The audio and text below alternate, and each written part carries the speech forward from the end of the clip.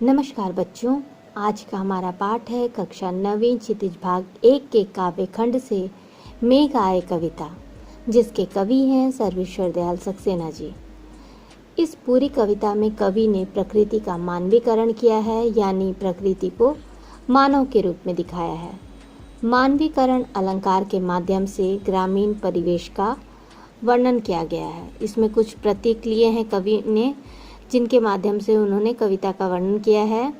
पहला है बादल। बादल यहाँ दामाद के रूप में लिया गया है। पेड़ गांव के लोग के रूप में, धूल युवती के रूप में, नदी नववधू के रूप में, पीपल बूढ़ा व्यक्ति यानी बुजुर्ग व्यक्ति के रूप में, लता सखी के रूप में, तालाब सेवक के रूप में और बिजली पत्नी के रूप में। इन प्रतीकों के माध्यम से कवि ने इस कविता में मेघ का वर्णन किया है, मेघ के आने का वर्णन किया है। यहाँ अतिथि यानी दामाद के रूप में मेघों को दिखाया गया है। जिस प्रकार गांव में बाहर से कोई दामाद आते हैं तो उनका आदर सत्कार किया जाता है, उसी प्रकार मेघों का स्वागत भी किया जा रहा है इस कविता में। आइए हम सब पढ़ते हैं कविता। मेघ आए। मेघ आए बड़े बंठन के संवर के, आगे आगे नाचती गाती बयार चली। दरवाजे खिड़कियां खुलने लगी गली गली, पाहुन जो आए हों गांव में शहर के। मेघ आए बड़े बंठन के संवर के। यहाँ बंठन के मतलब तैयार होकर के सज धज के। बयार का अर्थ है हवा, पाहुन मेहमान या दामाद। यहाँ पर कवि कह रहे हैं कि जब प्रचंड गर्मी के बाद, बहुत ज़्यादा गर्मी के बाद काले बादल आसमान पर छाने लगते हैं तो हर कोई बड़ी खुशी से उसका स्वागत करता है। इस कविता में मेघ के स्वागत की तुलना दामाद के स्वागत से की गई है। गांव में जब भी कोई दामाद आते हैं तो पूरा गांव ही उनके स्वागत में जुट जाता है। मेघ भी ऐसे लग रहे हैं जैसे कि किसी अतिथि या दामाद की तरह पूरी तरह से सज संवर के सज धज के आए हैं। उनके स्वागत में आगे आगे नाचती गाती हुई हवा चल रही है। ठीक उसी तरह जैसे गांव में दामाद के आने पर उनकी सालियां उनके आगे आगे चलती हैं। लोग उनके आने की खबर पा करके दरवाजे और खिड़कियां, अपने घरों के जो दरवाजे और खिड़कियां हैं उसे खोल देते हैं और उनके एक झलक पाने के लिए बेताब हो जाते हैं। यानी मेघों के लिए सभी लोग व्याकुल है, गर्मी से व्याकुल होकर के उनके आने की जो खबर पा करके सभी लोग अपने घरों की दरवाजे और खिड़कियां खोल देते हैं। और मेघ ऐसा लग रहा है कि बहुत सज धज के बन संवर के आ रहे हैं। पेड़ झुक झांकने लगे गर्दन उचकाए, आंधी चली धूल भागी घाघरा उठाए। बांकी चितवन उठा नदी ठिठकी घूंघट सरके, मेघ आए बड़े बंठन के संवर के। जब मॉनसून में तेज हवाएं चलने लगती हैं तो पेड़ क्या होता है, झुक जाते हैं। हवाओं के जोर से पेड़ झुक जाते हैं और ऐसा लगता है जैसे वे गर्दन उचका करके मेघों को देख रहे हैं। आंधी चल रही है और धूल ऐसे भाग रही है जैसे कोई युवती अपना घाघरा उठाए हुए भाग रही है। जब तेज हवाएं चलती हैं, मॉनसून में वर्षा आने से पहले तेज हवाएं चलती हैं तो उनके साथ में धूल भी उड़ते हैं, तो ऐसा लग रहा है कि कोई युवती अपना घाघरा समेट करके भागे जा रही है आगे। नदी ठिठकी घूंघट सरके, और नदी ठिठक करके अपने रुक जाती है, उसका घूंघट सरक जाता है। वो ठहर करके मेघों को निहारने लगती है, देखने लगती है। बूढ़ी पीपल ने आगे बढ़कर जुहार की, बरस बाद सुधी लीन्ही, बोली अकुलाई लता ओट हो की बार की।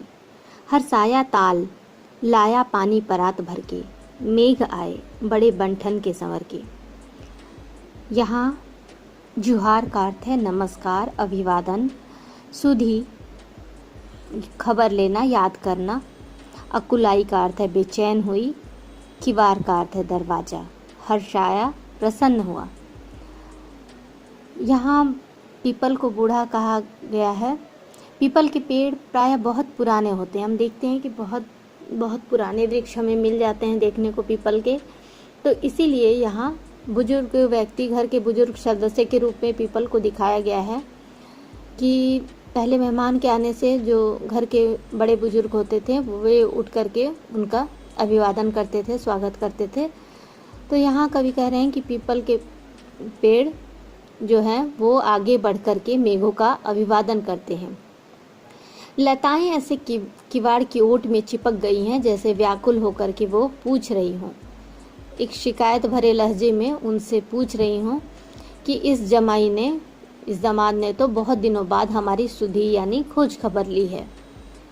इतने दिनों बाद ये आए हैं, बरस बाद सुधि लेनी, बरस बाद मतलब 1 वर्ष के बाद इन्हें हमारी याद आई है। अब हमें हमारी ये सुधि लेने के लिए यहाँ आए हैं। तालाब भी खुश होकर के अपने विशाल परात में पानी भरकर लाया है। पहले मेहमान के आने से लोग घरों में परात में पानी भर करके मेहमानों के पाँवों को पखारा करते थे, धोया करते थे। उसी प्रकार तालाब भी खुश होकर के अपने विशाल परात में पानी भर कर लाया है। ऐसा लग रहा है कि वो मेघ रूपी दामाद का पैर पखारने के लिए पानी भर के लाया है। मेघ बहुत बन ठन के संवर करके आए हैं। क्षितिज अटारी गहराई दामिनी दम की, क्षमा करो गांठ खुल गई अब भरम की। बांध टूटा झरझर मिलन के अश्रु ढर के, मेघ आए बड़े बंठन के संवर के। इन पंक्तियों में बादल क्षितिज की अटारी पर चढ़ गया है। अटारी यानी बालकनी।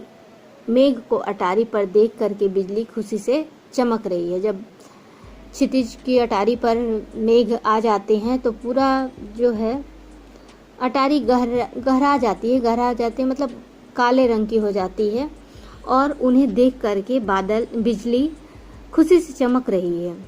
अब उसे जैसे वो कह रही हो कि पहले जो संदेह था, उसे आशंका थी कि मेघ अब नहीं आएंगे, लेकिन अब वो भ्रम टूट गया है। जो भ्रम था, गलतफहमी थी कि मेघ अब नहीं आएंगे, मेघों को देख करके, क्षितिज की अटारी पर मेघों को देख करके बिजली का भी भ्रम टूट गया है और वह खुशी से चमकने लगती है, कड़कने लगती है।